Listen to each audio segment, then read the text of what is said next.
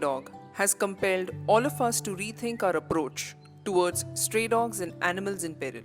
As we continued pondering on this serious issue, we were blessed with the opportunity to meet Mr. MG Arun sir, Executive Editor India Today, and his wife Sudha ma'am, who have rescued and are caring pet parents to 3 dogs including a Pomeranian, 4 cats, and a pigeon. Both of them nurture and take care of them as their children.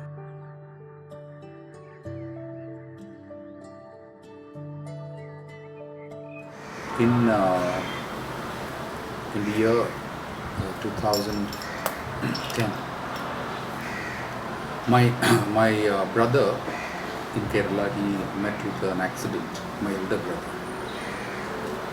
and he was in the intensive care unit. Now, he had so many pets, but when he met with an accident and he was in the ICU, we saw that there was nobody to really take after the so many number of pets that he had. Later, he was in the ICU for around 3 months and then he passed away. There was a Pomeranian, which is a black Pomeranian. Black Pomeranian is sort of very rare, full black Pomeranian. So this black Pomeranian had a few puppies.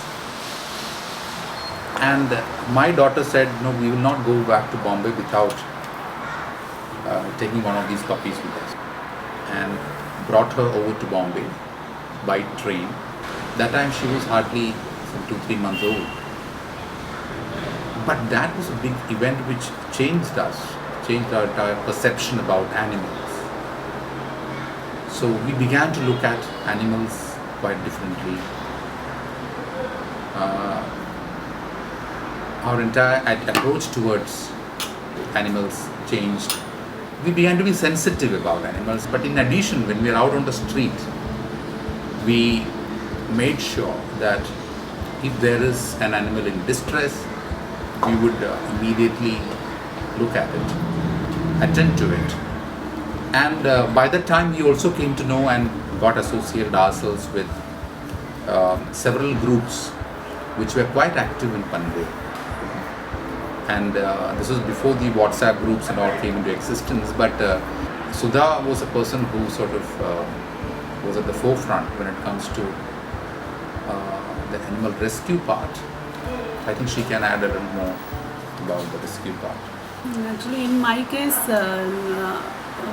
we also used to have animals at home, cows, dog. But when this Pomeranian dog came in Bombay in the flat, living with an animal in a small flat, it's like we get attached to the animal more. And when we see a distressed dog outside, we feel like the pain they are going through because we have such an animal living with us. So that way it all started.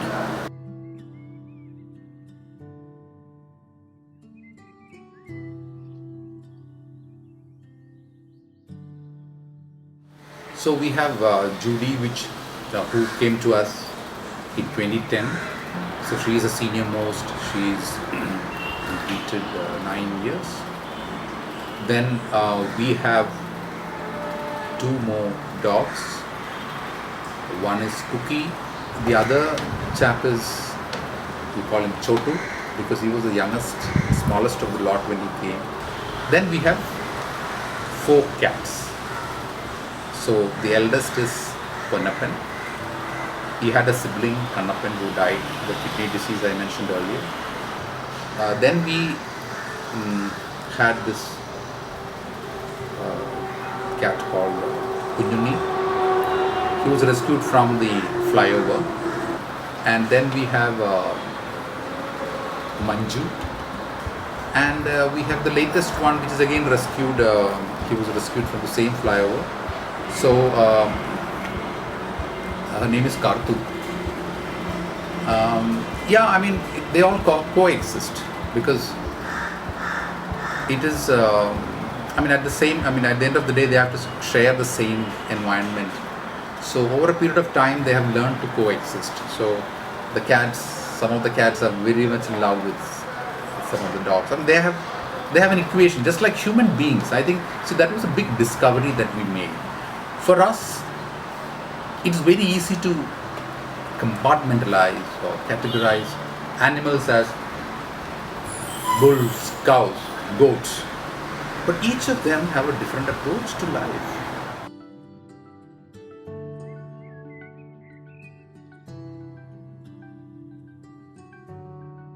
Actually,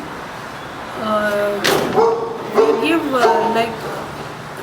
no nutrition. Actually, when they are puppies, then we take them to the vet. He gives some vitamin drops and all, and we give whatever food he suggests.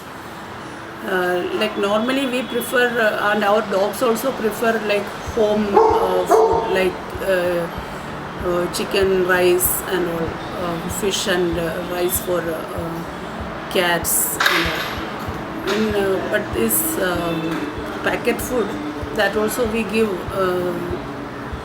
not regularly, but it is said that there is some added nutrition in that packet food. But our dogs and cats, they prefer it the other way, like home food they prefer. But when they are small, like vets, according to the advice of the vet, we give them vitamin drops and tonics and all that we give.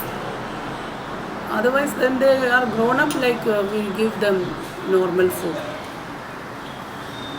Or if they are deceased, like it happened in the case of one of the cats.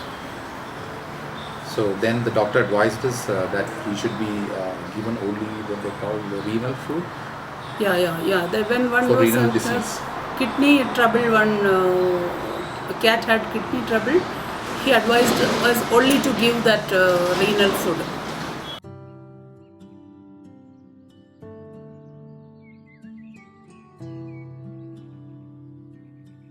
So we had, Lovebirds. we had a couple of lovebirds with us earlier. So Actually, it's very difficult to get a lovebird, to catch a lovebird. It's very difficult. I found this lovebird sitting in on the grill of my balcony. Since it was there was no light, I could catch it very easily. I just went from behind and then I got it. That's how we got our first bird as pet. Then just to give him company, we bought one more. It was a female bird. Then we bought a male for company. and we had them for some he was as I told you, he was a lame bird. He had only one leg, and we lost them. The pigeon was a very recent find. The pigeon, we found him in our same building at the car park. Probably he was thrown out of his nest. It was bleeding from his head. Had an injury. There was another. Once that injury was healed, he got that pigeon pox also. Then we treated for it, and now it is all cured and is healthy. And then there was this quail chick that we found. He was being chased by the crows. So we sort of took it to our home, but we lost it. But we have the pigeon now. And we keep saying that this is not the end. We always believe that this is baar ho gaya. Now we will not can keep so many animals with us. But finally we end up doing this again and again.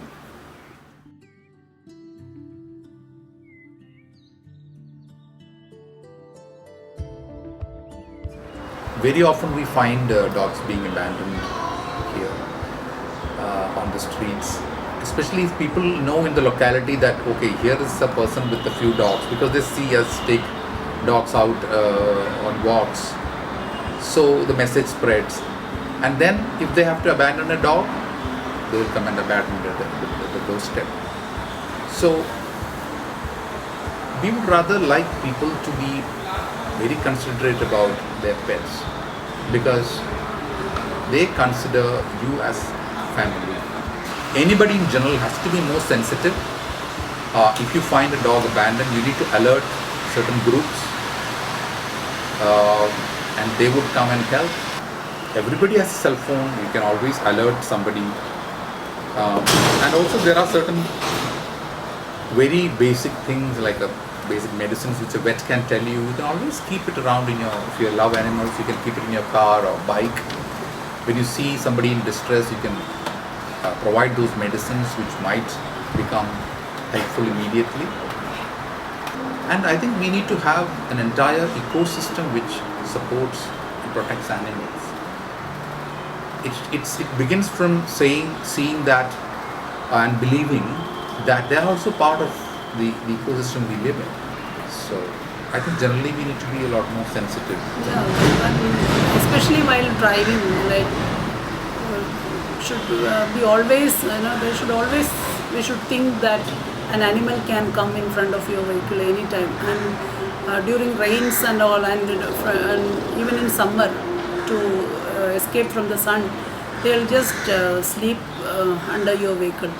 People just don't think about it. They'll just take it, and these animals get run over. That's what happens. We have to be a little bit aware. Just we should start the vehicle, switch on the engine, and wait for some time for the animals to get out and run away. The moment we switch on the engine, they will just get out. But people don't have even that kind of patience. They just switch on the car, and then just take these animals, poor animals which are under the car, they get run over. That is what happens. Gifted with so many insights that will leave us enriched for years to come, we took leave of MG Arun sir and Sudha ma'am and their pet children. What did we learn? We realized that unconditional love is the biggest solution to the most difficult of questions.